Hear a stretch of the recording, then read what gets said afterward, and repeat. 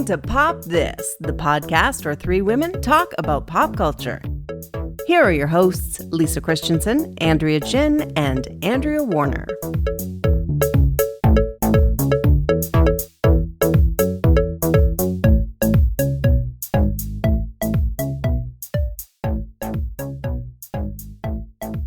I have really exciting news. Wait.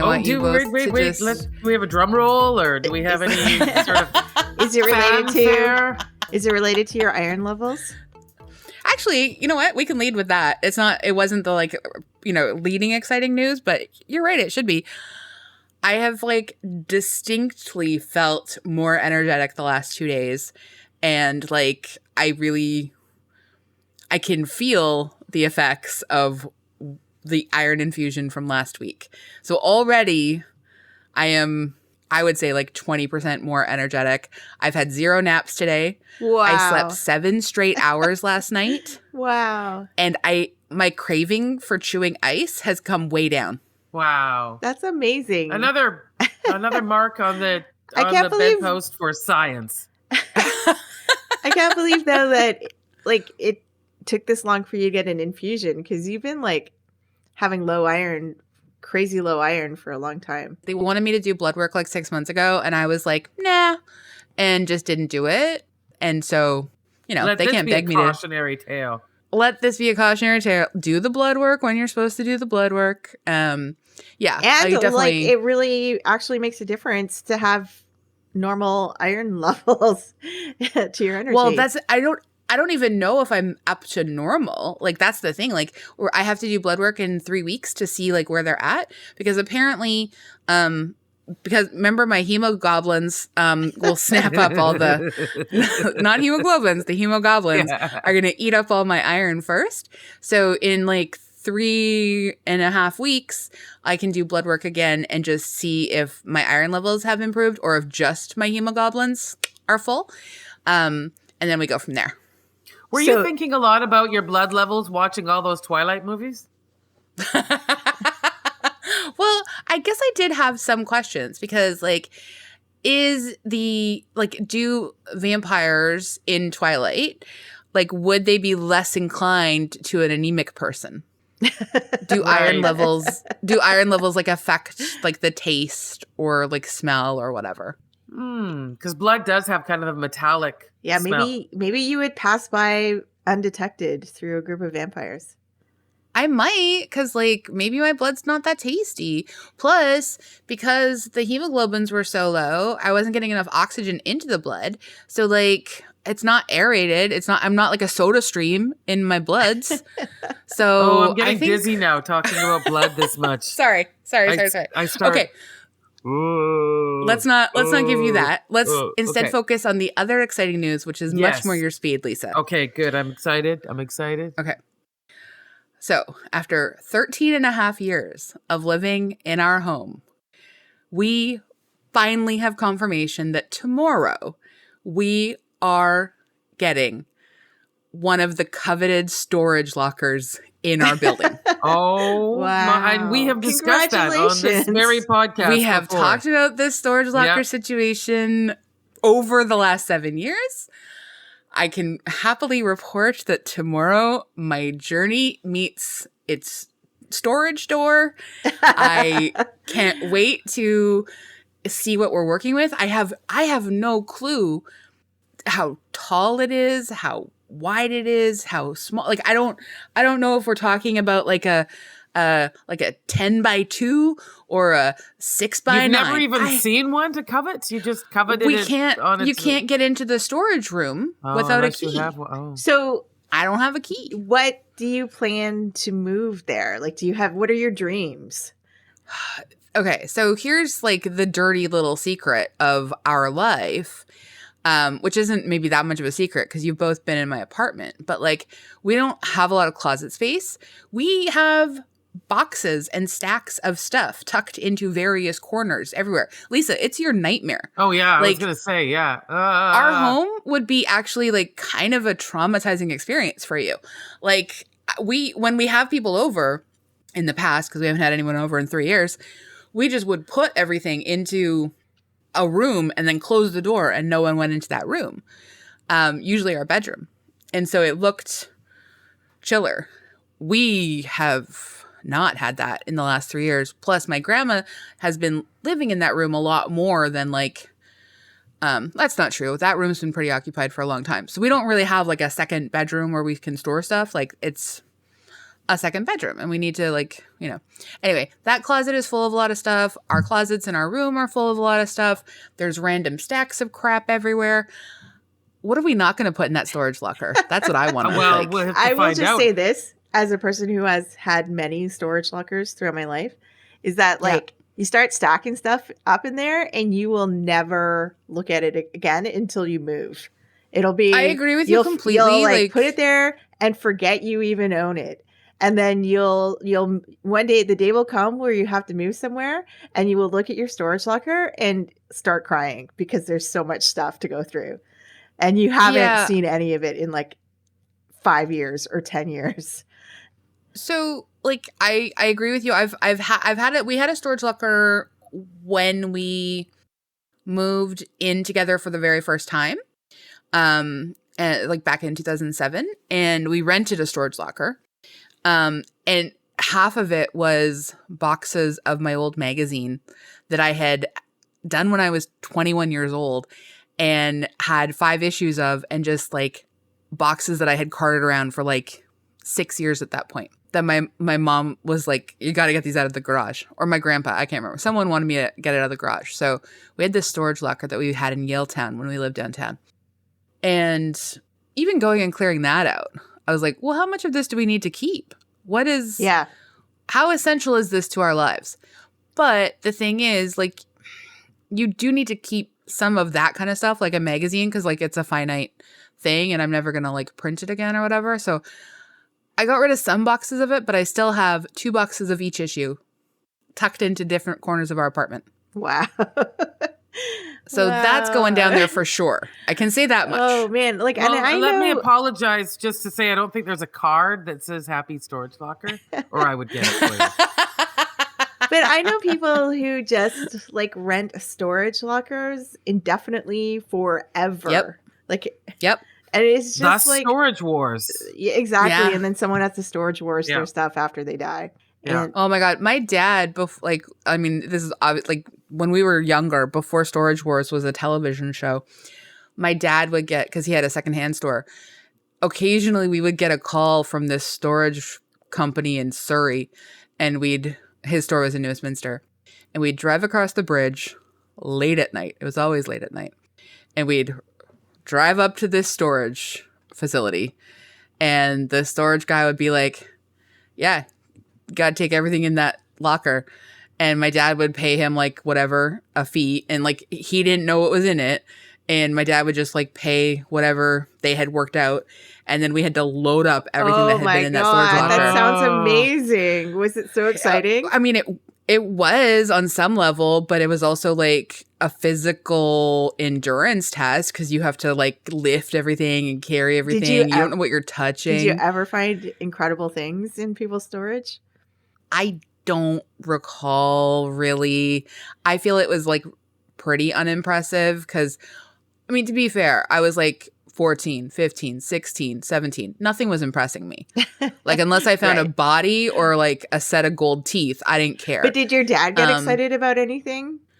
Oh yeah. Well, I mean, he was always excited about stuff. He loved stuff. Like, that's why I can't have that much stuff, because we know what we went through after he died and we had to close his store down. It was like over 20,000 square feet of stuff. Like, what did you do with it? Piled to the ceilings. We spent 2 months having like a pretty big sale and just throwing stuff out near the end. And then I feel like at the end, I guess we probably just threw everything out, or maybe, I can't remember if maybe someone came and like bought the scraps. I can't really remember.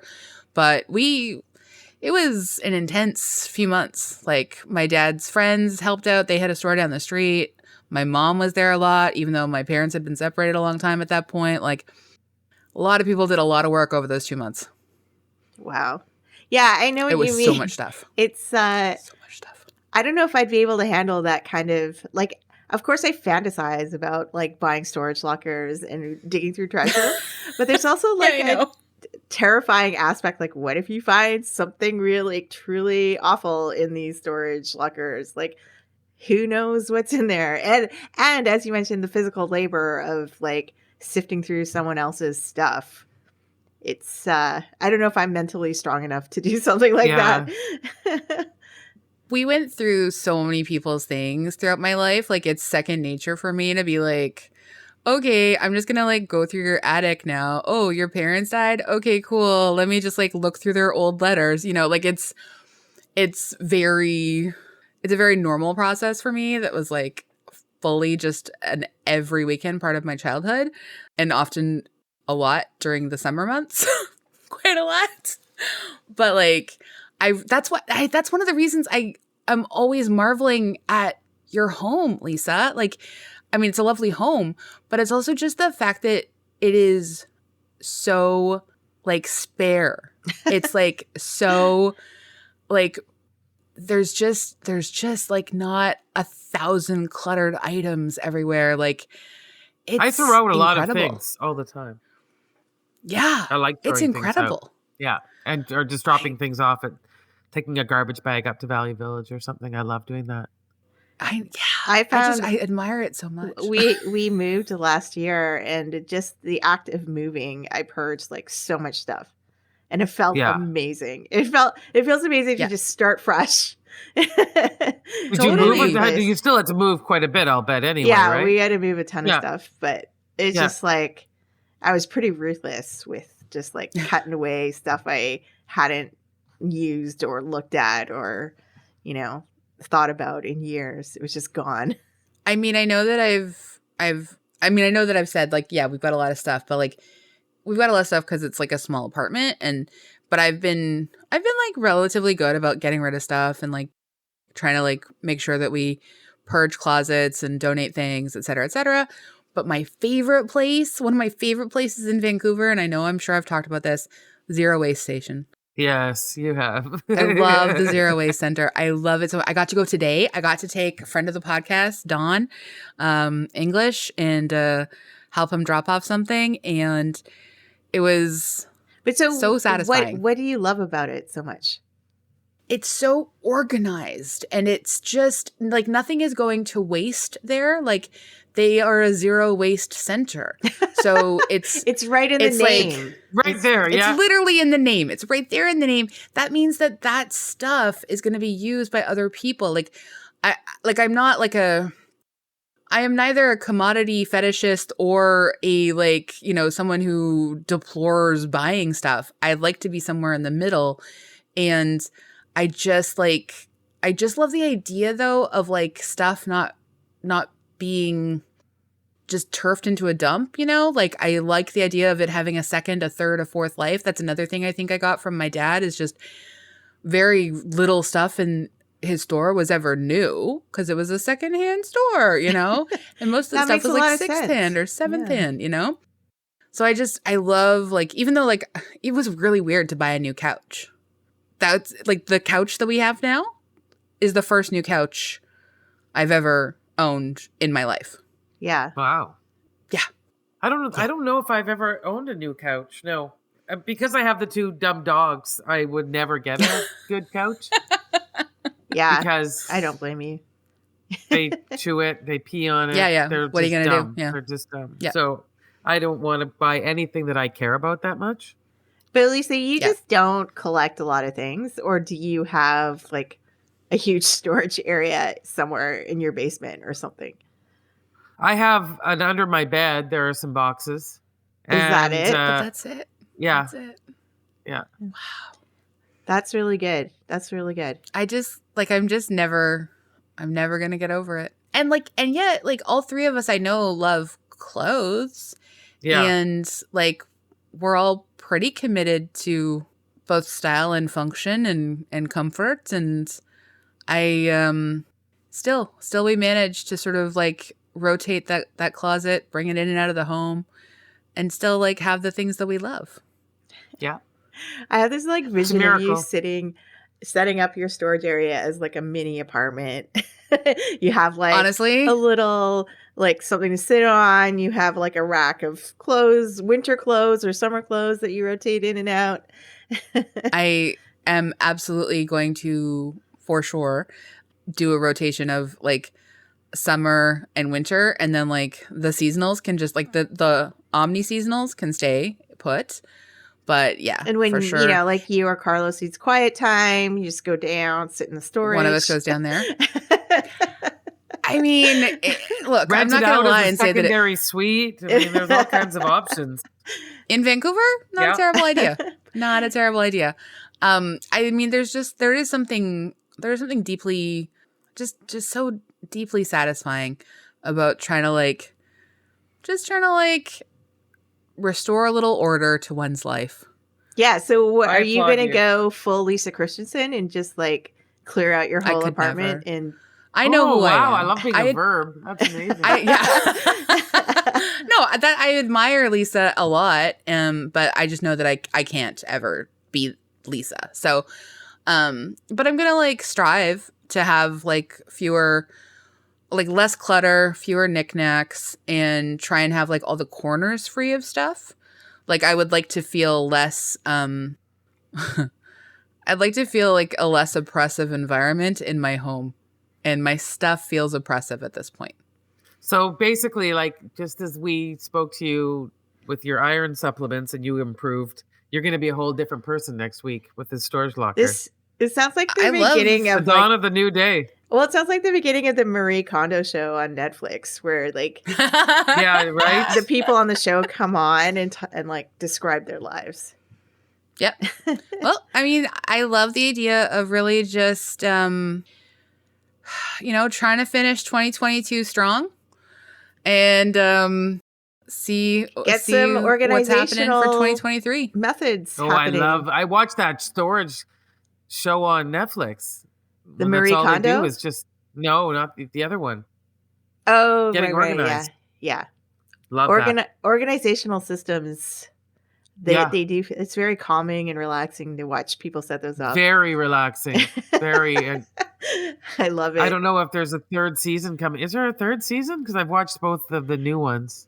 Well, that was part of the pleasure of like moving, is that I bought some storage like systems like for my makeup. And you know how like makeup can just makeup creep.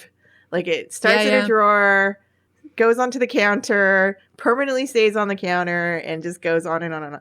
But getting these like little collapsible little boxes that you put in the drawer to separate different sized eyeliners and makeups. Ooh, okay. We saw them. yeah. We saw them do that. We saw Pure joy. It was Pure joy. Well, I mean, the other thing that has brought me pure joy this week, outside of like just the concept of a fresh home and fresh blood, Whoa. That's strange. the other pure joy in my life is what we're going to talk about, and I'm so excited to talk about it. Well I love this show so much. It's absolute pure joy, and I can't wait to talk about the second season of Sort of with the two of you.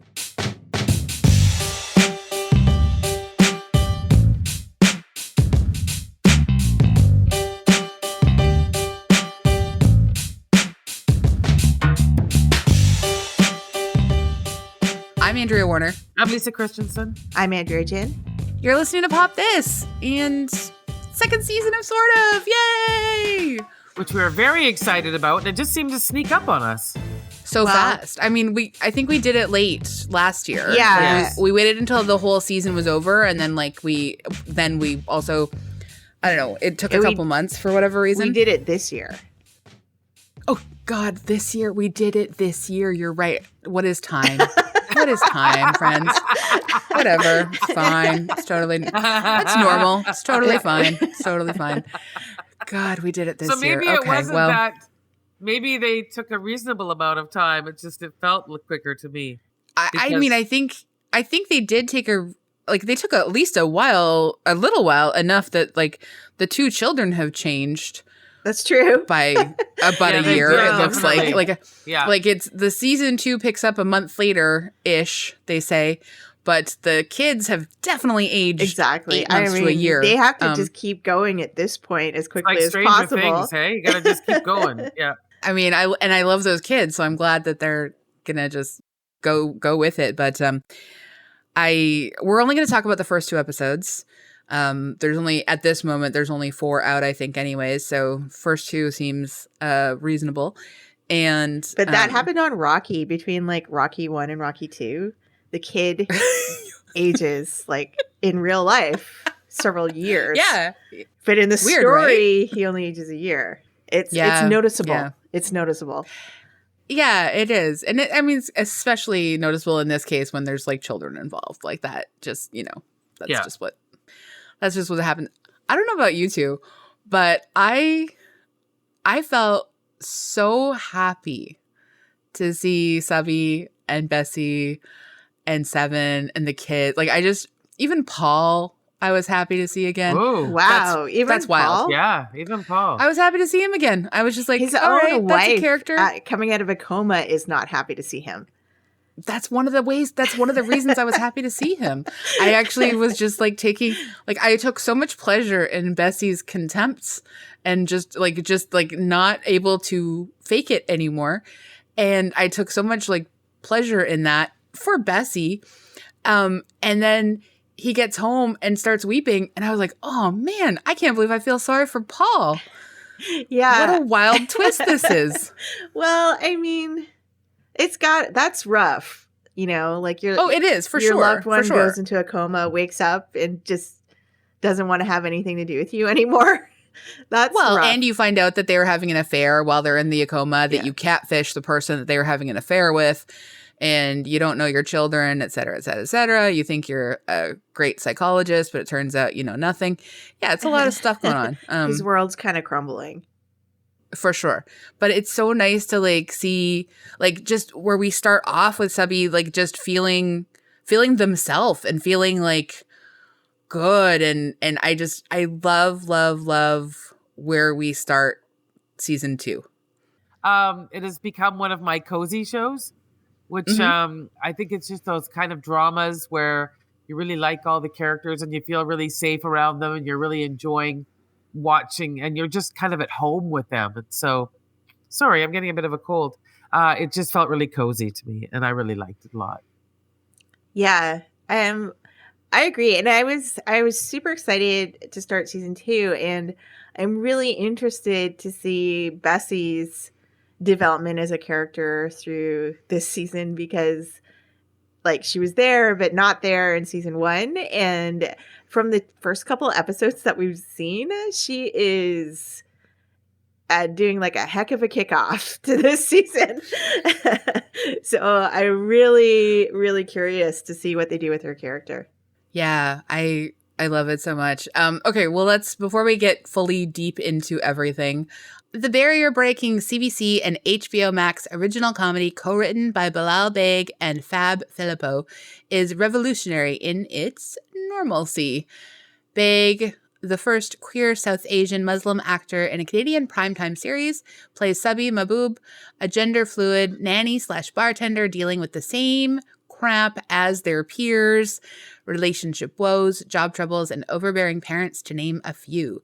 It's this portrayal of everyday life in all its mundanity that has made the show so adored, whereas so many TV shows and films portray trans trauma.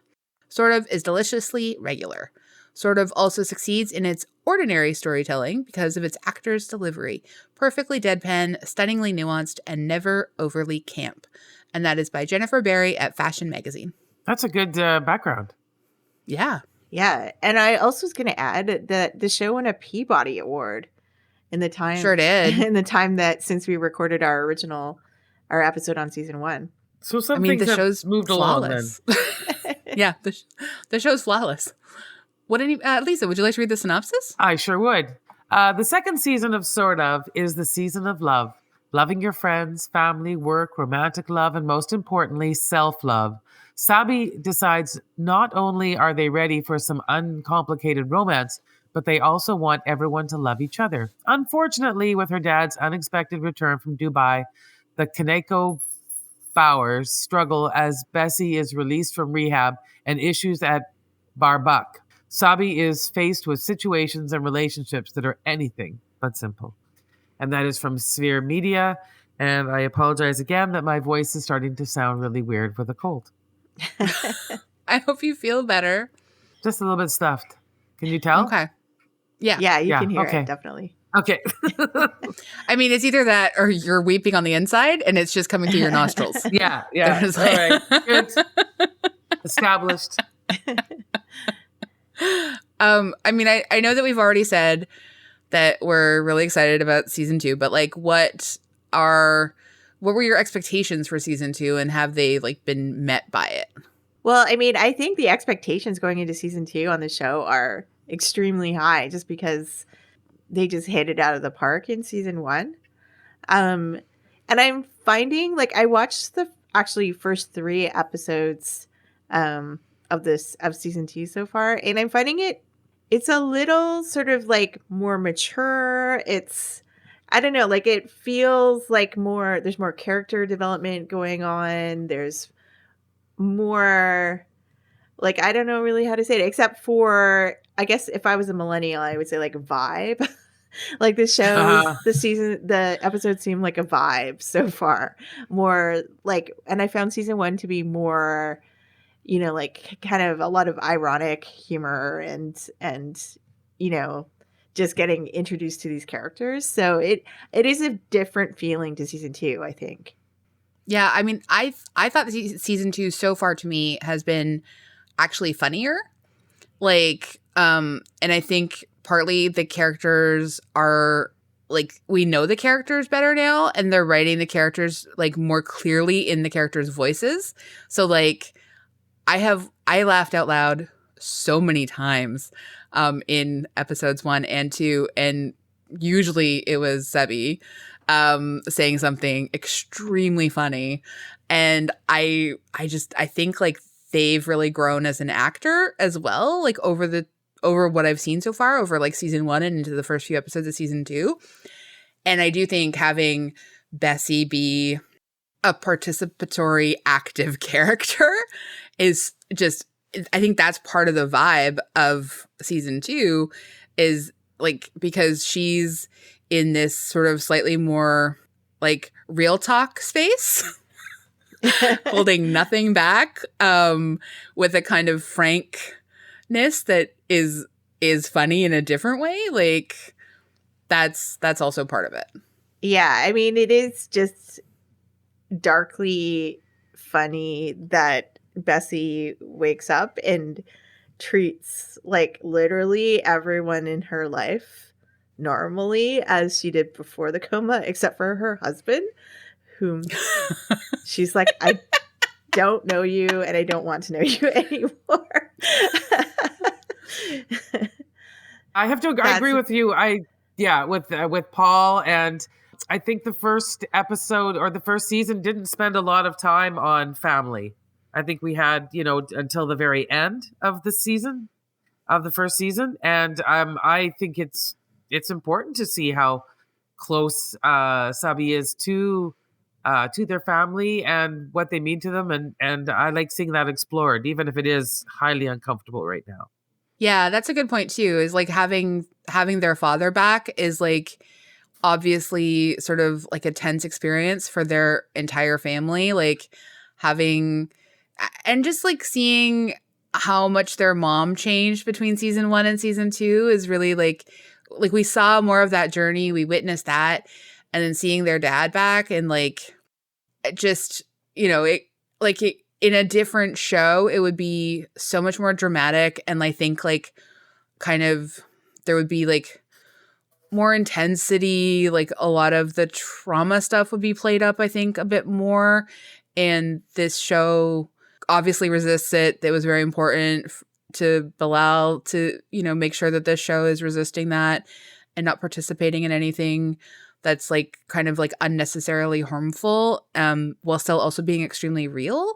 And I just love love that. And I think actually, if anything, like their sister kind of comes off as the most unsympathetic. The dad obviously unsympathetic because of his intolerance, but like the sister just trying to like, it keeps asking Subby to be like less and take away from themselves to make it easier. And I have some real appreciation for the nuances of how they've written that character, so that she still has there's still some empathy for her actually having some feelings about all of this and feeling stuck in the middle between Subby and their father. Yeah, I mean, I agree. Like they've treated their entire family with a lot of empathy. Like their mother is, she has her own character development. She has an interior life. Like we're learning about her feelings towards her husband and her life, with him away, and her whole trajectory about when she demolished that wall in the house continues. Oh my God. Literally, like having open concept be a metaphor for like the family and the home. I really love this as a thing. Like that's just. And that Sabi's going to have to put it together. I know, that's like, it's just like honestly, 3 cheers for the writing team. Yeah. Like in terms of really making a metaphor work. Yeah. Good point. And good point. Great stuff. Like I just really love it. And I really admire that Sabi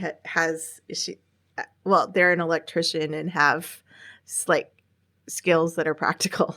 Really admire that. Yeah, me too. My God.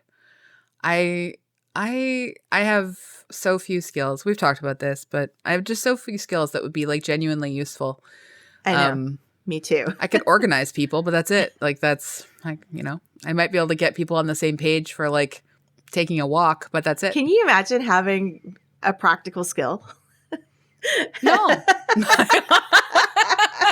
I can do a little bit of cooking, a little bit of that's great. baking. You both can cook. Yeah. Yeah. But I mean, like a trade, like a carpentry or something. A trade handy skill. Soap making? No.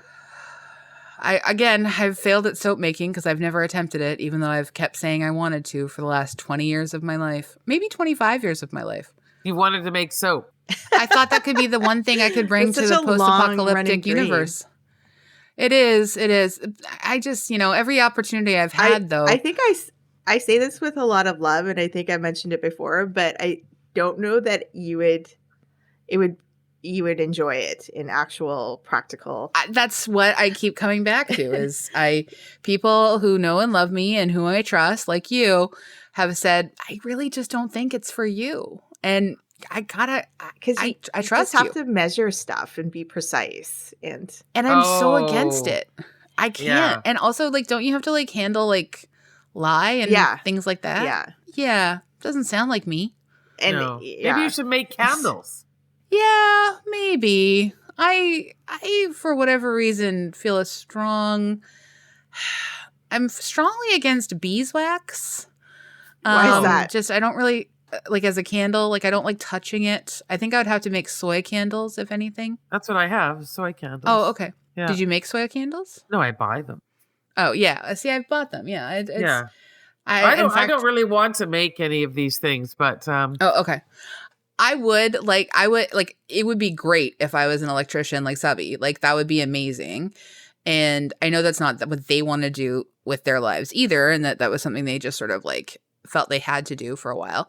But like, I would love, and maybe this is where season 2 will go, that Sabi takes over the bar/bookstore and makes like, a queer inclusive art space and bar and bookstore, and like runs that with Wolf, and maybe Sabi and Wolf fall in love and something happens there. Who knows? I'm just fantasizing about where the rest of the season will go.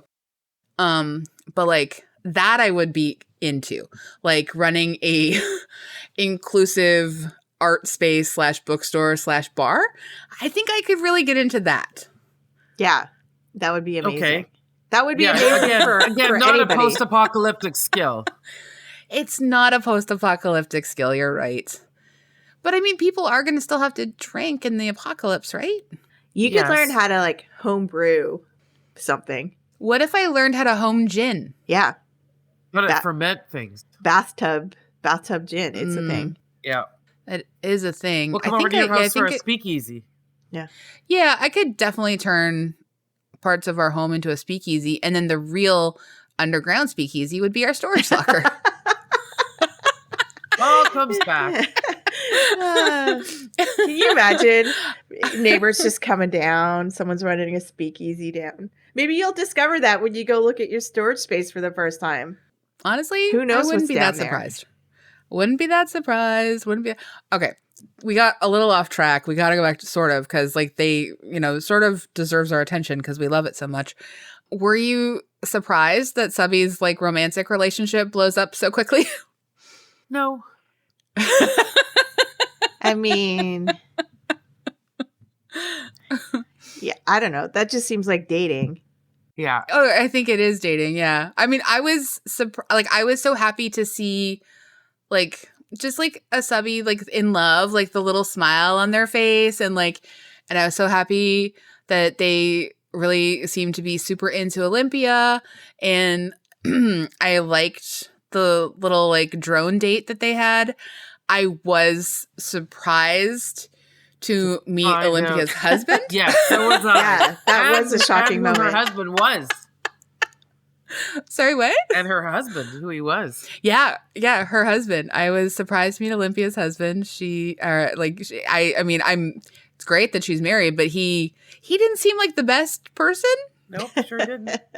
I did not care for him. But I loved the idea that the like sort of Subby kind of gets like almost what they want, in that like Olympia is like, no, Subby's mine. Like, this is not going to be a thing. Like you can be with both of us, but you don't get to go home with Subby alone. And so Subby kind of finally gets what they want, and then their like Molly truth spill, like just having, I don't know. I felt all of that was like a very wonderful spin on kind of a scenario we've seen happen that's like familiar, and a good trope of a comedy, and especially like when the husband shows up. I didn't know you were married. That one.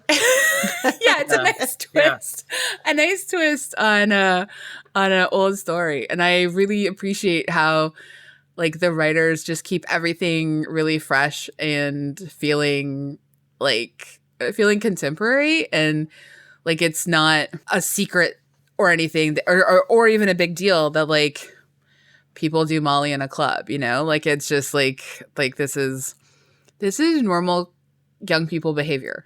I am no longer a young person, but I understand that this is normal young people behavior. I understand. Yes, I've read it in the journals.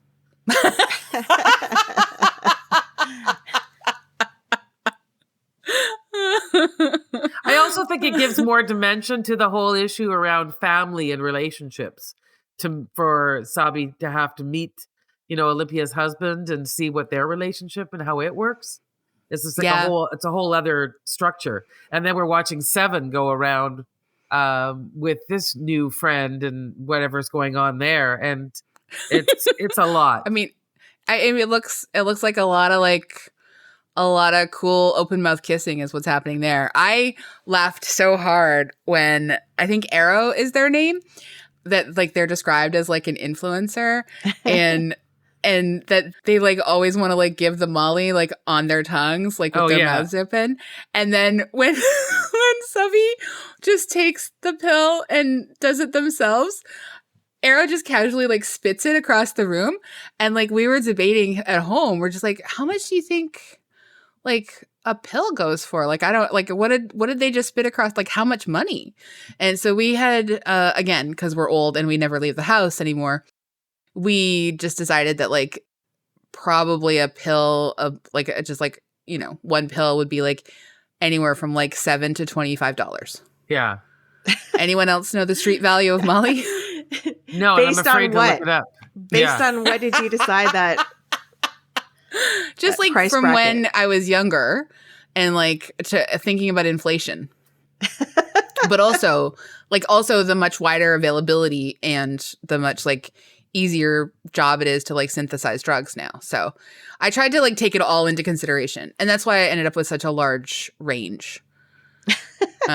That's funny because I spent 0 time wondering how much one pill of Molly cost while I was watching that.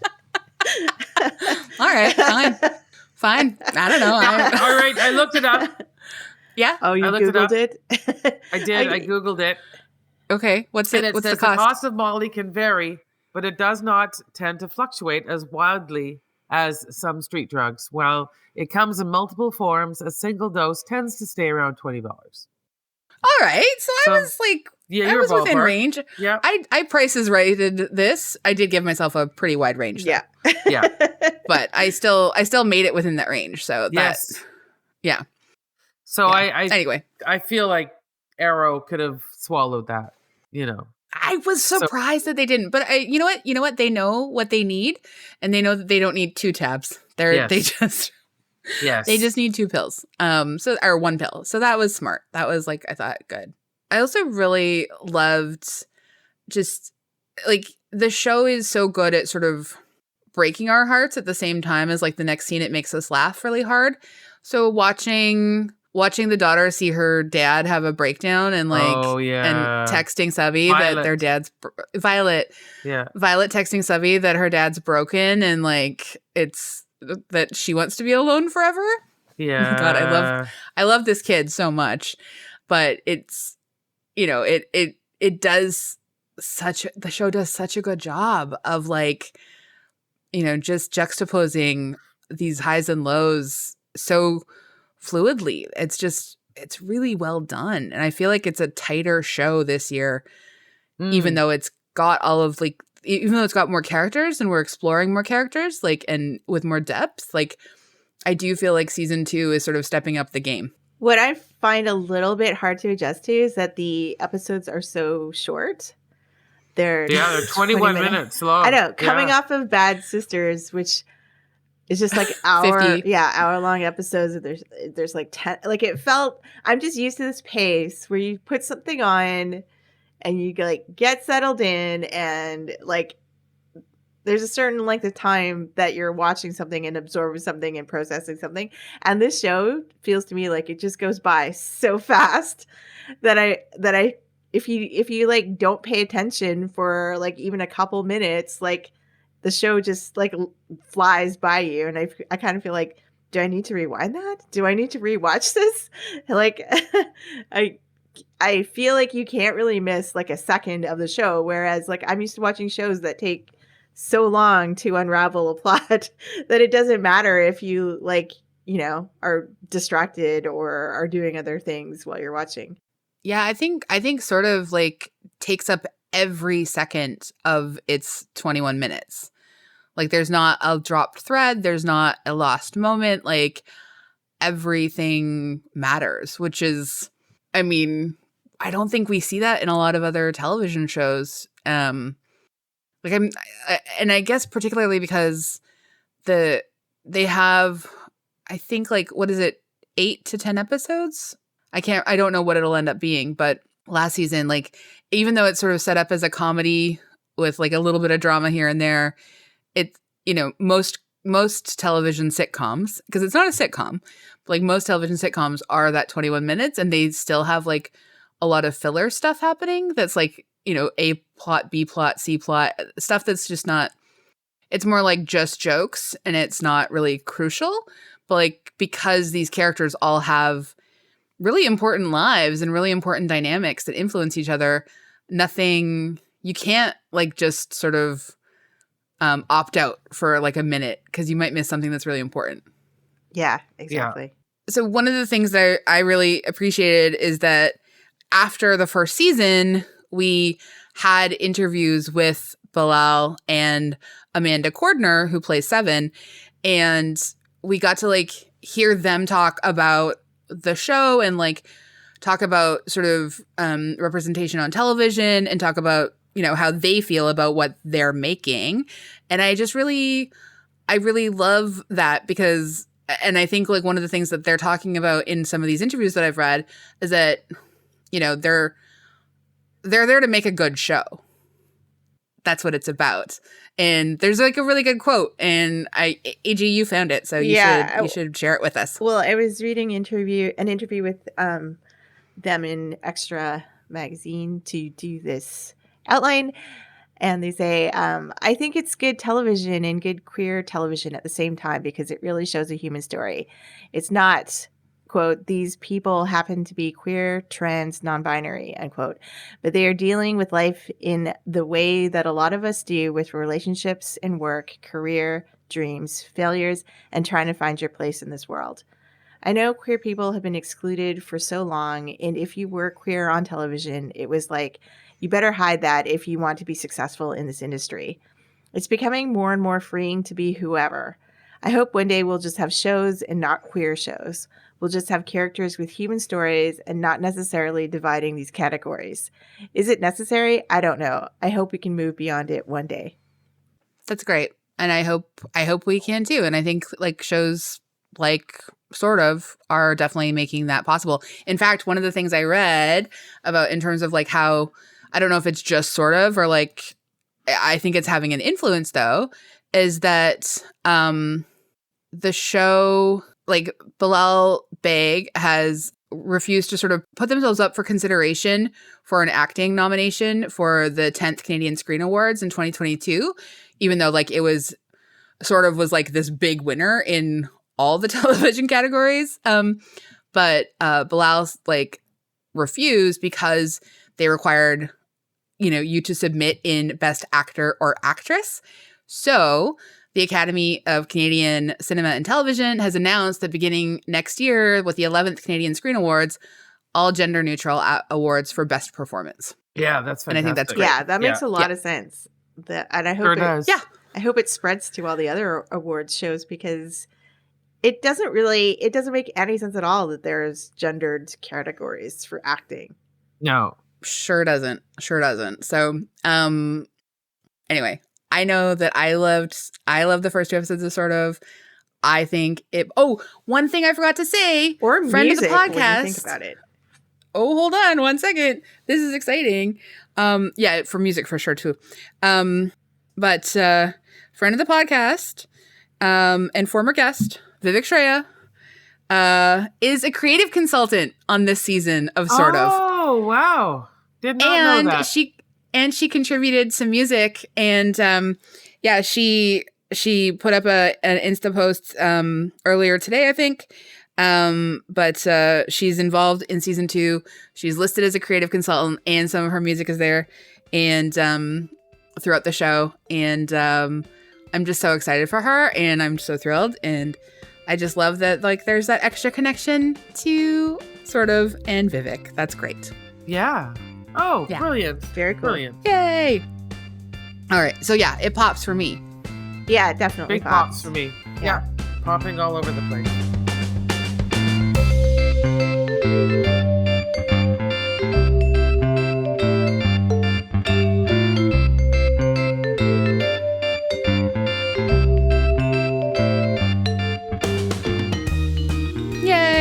All right. Well, Lisa, you have the cold that is progressing steadily and firmly. So what's your recommendation? My let's recommendation, let you stop talking first. is a show on Netflix that's actually older. It's called Casual. I don't know if anyone ever watched it. When it was in its first, I think it went off the air in 2015. And it's on Netflix right now. And it's another one of those cozy shows that I enjoy watching. It's a comedy series from 2015. Oh, wait. Okay. And it had its last, it went off the air 4 seasons later. So all of the seasons are up on Netflix, and it's about a woman, a psychiatrist. She split up with her husband. She moves in with her brother, with her daughter, her 16-year-old daughter, and just about the exploits that the family has and about her trying to date and all those things. But anyway, it's a very funny show, Casual, on Netflix. Awesome. Awesome. AG, what about you? So I have a bit of an unusual recommendation this week. It's a wedding album that's been posted in Vogue Weddings. I mean, the wedding happened under sad circumstances. I don't know if you know her, but she's a politics and culture writer, Ashley Reese, based in New York. Yep. She and her husband, Rob Stengall, got married in Brooklyn last week. And I guess like the circumstances leading up to it is that he unfortunately has terminal cancer and decided recently to stop treatment, and just so, you know, like he could make his remaining time more comfortable. And so they decided that they were going to get married and decided to do the entire thing in a week, like the planning, everything, inviting everybody, and their whole community just pulled together and put on this incredible wedding in their Brooklyn backyard in a week. And all the photos, the photo album from it has been now posted on Vogue Weddings. And it is the most moving thing you will read about and look at, because it's such a just beautiful celebration of these people and just their friends and family and community coming together and helping them with the flowers and the cake and just like helping them pull everything together. And it was just this beautiful occasion. That's so nice. Yeah. Are you going to link to that in the show notes? Yeah, I'll link to it in the show notes. That's so nice. That's really lovely. I'm going to go in a slightly different direction. You know, in light of sort of, but also thinking of the horrific and violent mass murder in Colorado Springs at a queer venue, and, you know, 5 people senselessly losing their lives because of homophobic and transphobic violence. I would really like to recommend this great little micro press that has received a significant amount of hate, but they are they are defiantly going to exist for as long as humanly possible, and I would like to support them. Also, I have a few people I know, friends, and some just acquaintances that I know who have published books with them. It is called flamingorampant.com. And Flamingo Rampant, I'm just going to read you their little bio. Producing feminist, racially diverse, LGBTQ positive children's books in an effort to bring visibility and positivity to the reading landscape of children everywhere. We make books kids love that love them right back. Bedtime stories for beautiful dreams, and books that make kids of all kinds say with pride, that kid's just like me. They make wonderful books. I love them so much. And I would just encourage everyone to, you know, do what you can and support places that make inclusive content for all the people in our lives who are still facing hate and discrimination. Well, and violence. That's a good tip for people who are starting Christmas shopping. Yeah, really good idea. FlamingoRampant.com. Yeah. So, what an episode. Lisa, I'm sorry you're getting sicker. That's okay. That's okay. It's been quite a journey. It's such a journey. It always is. Thank you so much. It always is, yeah. Thank you so much, everyone, for listening. You can hang out with us on the various social media channels as they are and were, because we don't know what's past tense by next week when you listen to this. But you can also rate and review us 5 stars on iTunes. Who would have guessed we'd know the price of Molly by the end of this episode? Honestly, I'm thrilled. I'm so Storage thrilled. I lockers. never would have predicted that. I could have told you the price of like mail order edibles, like that I can tell you, but like I just don't know the price of Molly. But now I do. Look at you. Your instincts are just you still got it, A-dubs. You still got it. Yeah. I'm still street smart. And thanks so much to Andrea Gin, our producer and co-host here. And thanks everyone for listening. It's I'm gonna go and get a hot toddy now, and we'll see what happens. Good night and good luck. Yeah, thank you. Amazing.